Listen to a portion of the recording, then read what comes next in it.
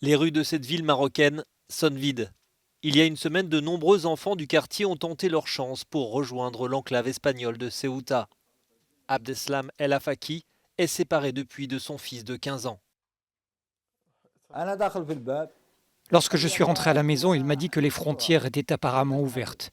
J'étais étonné, mais il a insisté et m'a prévenu qu'il allait faire la traversée.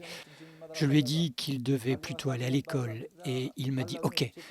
Mais plus tard, il a fini par m'appeler pour m'annoncer qu'il était arrivé à Ceuta en me demandant de lui souhaiter bonne chance, mais c'était impossible. J'étais effondré, je me suis écroulé par terre. Je ne peux pas accepter que mes enfants partent là-bas. Souleymane est entre les mains des autorités espagnoles. Il est retenu dans un centre temporaire pour jeunes migrants.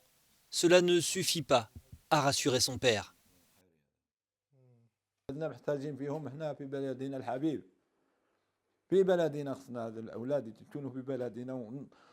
Nous avons besoin de nos enfants ici, dans notre pays. Ils doivent être à nos côtés. Nous les éduquons dans notre pays. Mais malheureusement, il n'y a pas de travail ou des problèmes d'éducation ici. Ce n'est pas étonnant qu'ils finissent mal.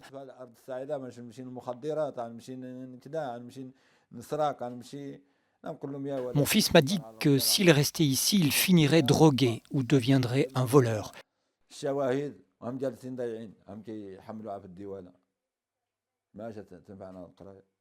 Comme Abdeslam El Afaki, de nombreuses familles se sont retrouvées démunies.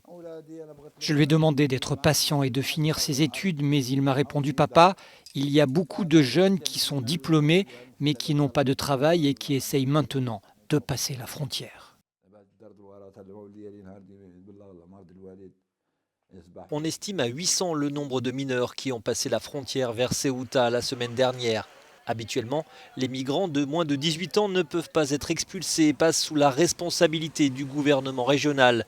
Mais de l'autre côté de la frontière, des centaines de familles marocaines attendent le retour de leurs enfants.